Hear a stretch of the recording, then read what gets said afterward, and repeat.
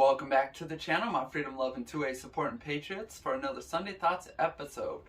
So in this one, I wanted to go over the new Omnibus bill that the government just passed. It is a $1.5 trillion bill that they spent, and it does contain anti-gun 2A legislation. So within there, it helped pass the VAWA Act, which is Violence Against Women. Now in there, it does contain anti-gun legislation. I'm not going to go into all the details of that act, but you know, in name, Violence Against Women Act is something we could all get behind, of course, but when it contains anti-gun legislation, it is not helping out to a community by any means. Also within this bill, it has legislation that gives your local law enforcement agencies federal powers to enforce gun laws. So basically, it's helping create federal gun laws to be implemented at a state level, whether your state, you know, wants those gun laws or has their own legislation against it, and gives those local and law enforcement agents powers to enforce it. So that's definitely not good. Now, the reason this stuff was included and passed is this bill was 2,700 pages.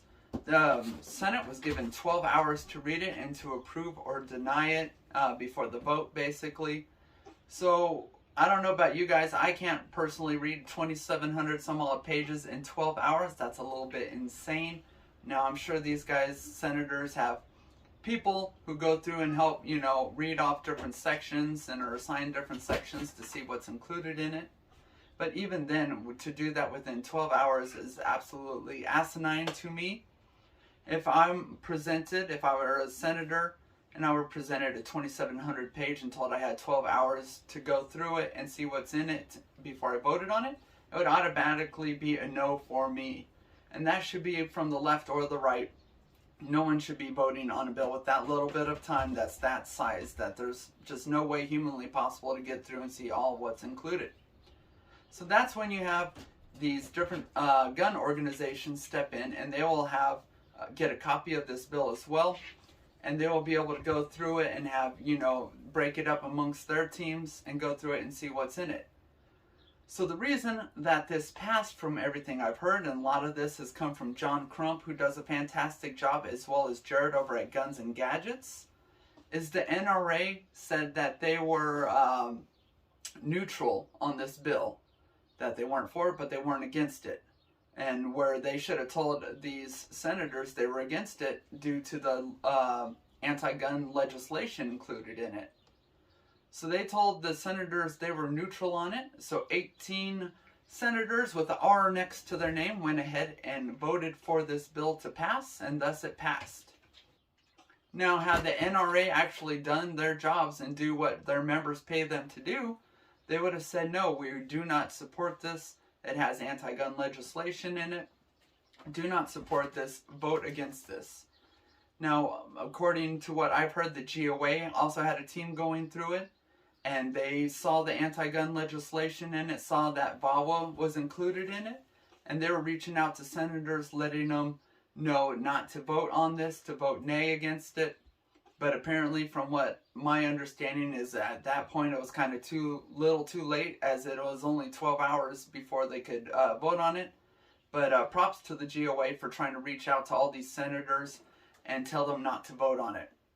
So my real issue in this whole bill, the whole video, and the reason for making it, is the NRA once again dropped the ball.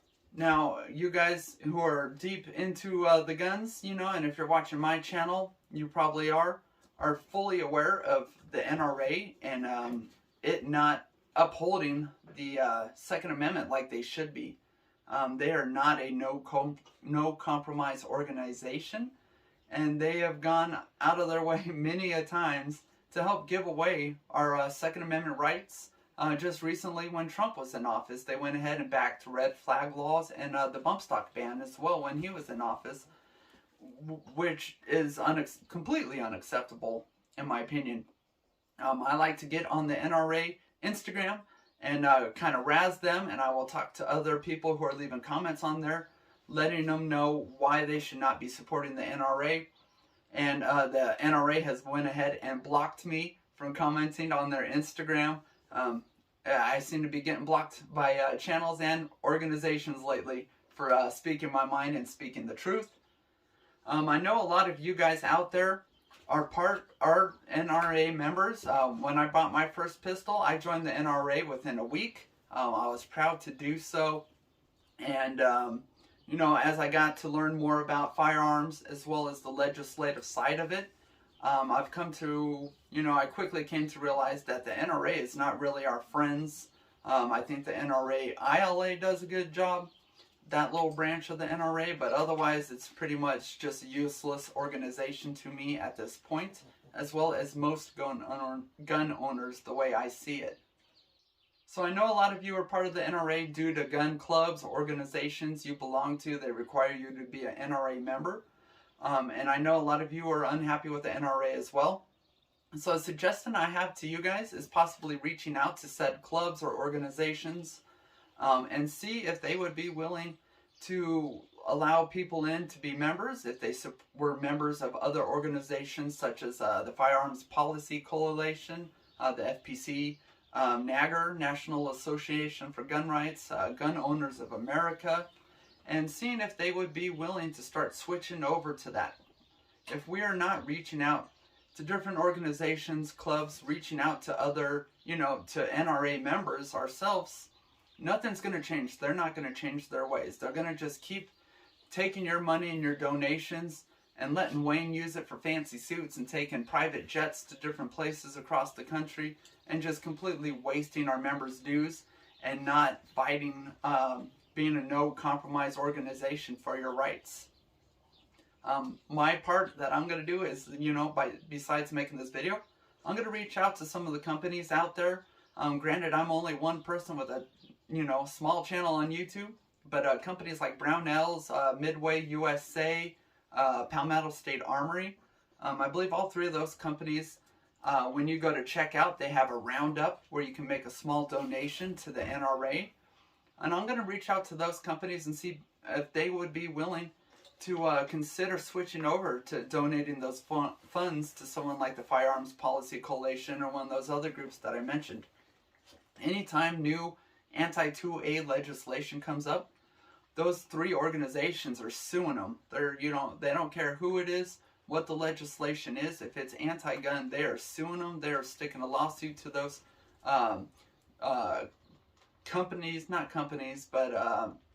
legislators or cities and letting them know that's not okay, and they're suing anybody and everybody, and I absolutely love it. So this probably turned into kind of a longer video, ranting and raving a little bit. NRA, you suck. You guys need to step up. Start becoming no compromise, as that's what you need to be.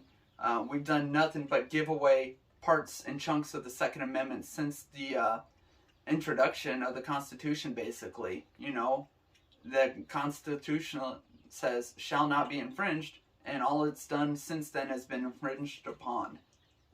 So that's what I got for this one, you guys. Kind of long. Let me know what you think down in the comments sections. Is this something you guys would be willing to do as well? Reaching out to your different gun clubs or organizations, seeing if they'd be willing to make the switch over. Let me know what you think. And I appreciate you guys watching as always. We'll catch you next time. God bless.